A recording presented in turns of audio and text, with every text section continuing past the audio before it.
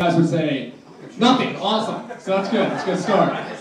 All right. I'll say about who's got some drinks tonight? Who's drinking tonight? All right. All right. Does anybody have my favorite drink? It's a little something called Mike's Hard Lemonade. So I'm a man. That's what I'm telling you. Mike's Hard Lemonade. It's like the Chihuahua of beers, you know.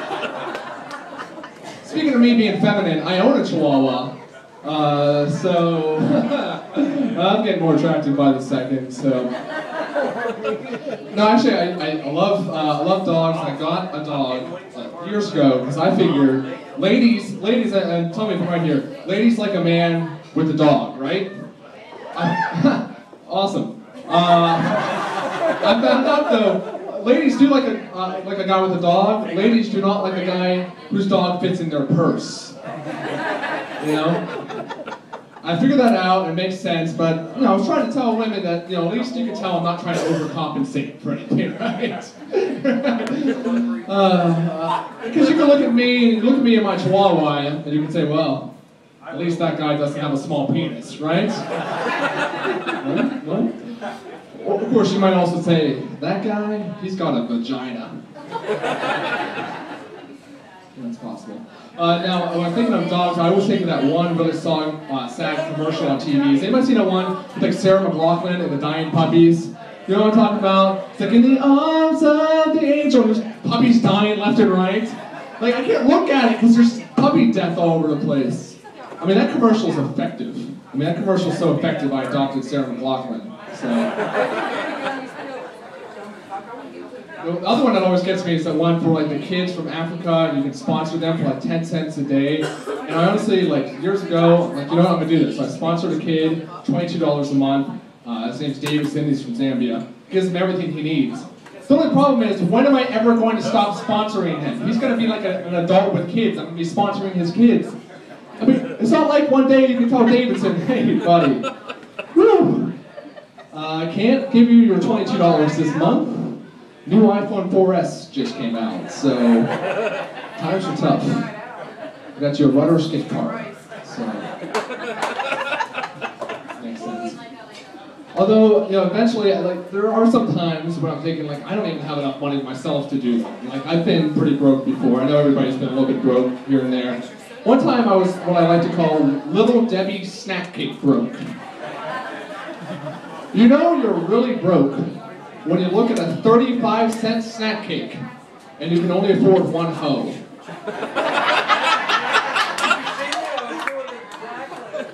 It was really funny. I'm not joking. I couldn't even afford it. I just let that snack cake right there. So that's all right. So speaking of being completely broke, sometimes I have to go to Walmart because the prices are the best. The prices are the best. But I always notice a lot of things about Walmart. Actually, they just built that one right up there, right? There's just one right up there. That way? That way. Okay, that way. I'll meet you there after. Awesome, it's a date. What's the first thing you always notice at Walmart, right? It's that greeter, right? There's always a greeter at the door. And there's two types of greeters. They took them off the door? I'm blaming Obama. Is it Obama's fault? I don't know. I remember those greeters, because the greeters were like the best part. Like you got like the very happy greeter who's a little too happy. He's like, hey, how about the Walmart? We got low prices. Or you get like the really depressed greeter who's like, hi, welcome to Walmart. Sorry about your luck. Didn't you notice there was a Target across the street?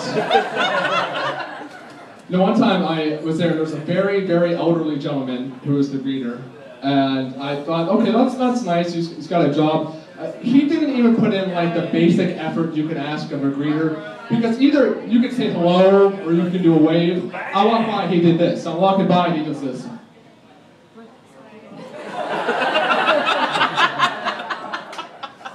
I got the head nod. You know, in his head he's thinking like, your life ain't too great either, so just keep on moving. Death is coming. Death is coming. There's always other things I always see at Walmart. You always see like one item of clothing on somebody, like they're wearing something, and you're just like, why? Just don't do it. And it's like a mesh pink like tube top or something like that. You ever see like people at Walmart.com or something like that? There's like an ass crack in the back, and And you're like, where do people buy these things? And you look to your right and you're like, oh, it's here. It's on special. So that's good. You're also, like, there's always like 30 checkout lanes, and there's 2 of them that are open. Doesn't matter what time. And one of the cashiers is real pregnant. I mean, just super, we're talking like Jessica Simpson pregnant, you know, when she was just like 15th trimester, you know? Like I'm waiting for her water to break whenever I'm checking out. You know, I don't want to like have to go home with a kid because, you know, you break it, you bought it, you know, it's just no good. It's no good. There's also some cool things, and one reason I go because you can get like anything you want. I did see one interesting new product. It's a body wash. It's by the makers of Vagisil. Right. Vagisil body wash. Can we all agree if it gets to that point, you should just go see a doctor? Like things were getting out of hand if you're like, I need to rub my body, it's itchy everywhere. I mean, that's not a yeast infection, that's a bakery. That's what's going on. It's just too much. It's too much all over. I don't like it. You know something funny? I was like, yeah, finally, this is great. I get it though, like I don't like going to the doctor myself because I don't think doctors always believe me when I'm there. I'm a very skeptical doctor. I'll say something like, Doc, like I got a scratchy throat, my head hurts, what can you do for me? He's like, here's some baby Tylenol and a tampon, you little girl. Just suck it up. I kind of get that because I think they're really tired of people going on like WebMD. Does anyone here WebMD themselves? Yeah. Yeah, you know what it is, because it's with WebMD or any of those things, you can like put in your symptoms and it'll tell you what disease you might have. Don't do it, it's depressing. It's very depressing. Doesn't matter what you put in. You can put in like, okay, let's see, my stomach hurts and I have a fever. Cancer. It doesn't matter what you put in, it's gonna say you have like cancer, AIDS, and like lupus. It's just, it doesn't matter what. Which gets in your head, because then you go to the doctor, and the doctor's like, okay, I think you have a flu. I'm gonna give you some antibiotics. You're like, Doc, no. Check WebMD, it said I have penile cancer. We better castrate. Just right away. Right away. I should mention, I don't know if anybody saw this, I just got married a couple weeks ago, so that's pretty cool. Yeah. What's funny is some of you applauded, which is nice. Some of you said, why? I've noticed this with married people. I'm really happy and excited to be married. Married people do a terrible job of selling the idea of marriage. Like, we need to work on our like sales pitch, especially for the guys. Like the women, like they'll tell my wife, like, "Oh, what was the wedding like? You must be so happy." To me, they're like, "You know, you can get out of that, right? Like, are you okay? Do you want to talk to somebody?"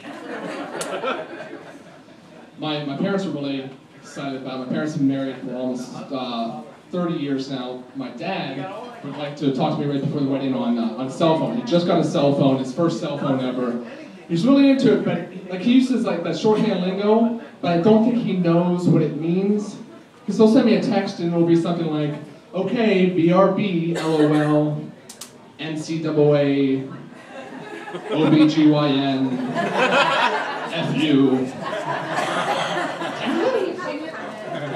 That's not cool.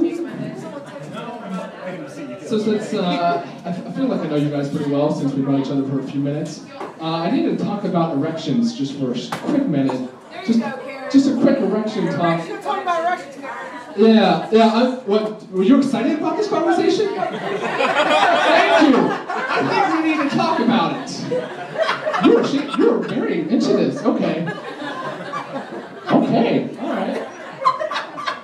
So I was trying to tell women this, and I get that I would never want to be a woman because they say like, you know, you got to go through childbirth and you got cramps and PMS and everything. I get that. I wouldn't want to exchange. But women don't have to deal with erections. I'm not saying it's painful. It shouldn't be. If it is, fellas, talk to somebody. But it comes up in opportune moments. Like, let's say you have an erection and you're trying to pee. There's no good way to do it.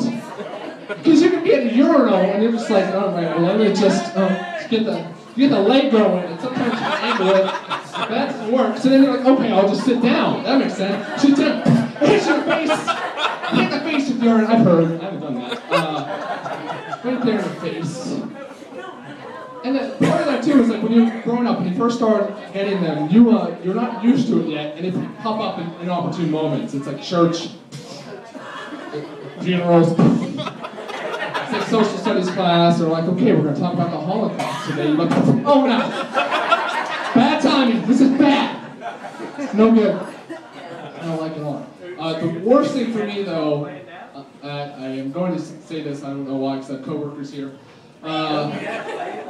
So the first time I ever masturbated, I'll just tell you this, I honestly thought I broke it, is what happened.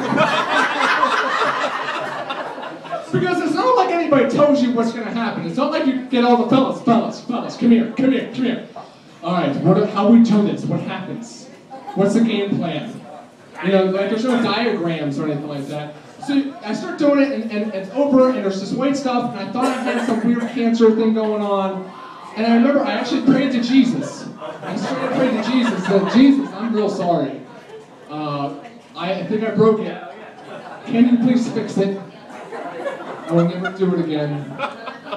It was just no good. I do want to leave you, before we get to Earl, I want to leave you with one final piece of advice. Ladies, you might not know this too, the worst thing about having erections now as an adult is mesh shorts. Because there's nowhere to hide it except for your waistband. You can tuck it into the waistband. But ladies, if your man can't tuck it into his waistband, you should find a new man. That's what you should do. Alright guys, I'm Andy Shaw. Thank you very much for your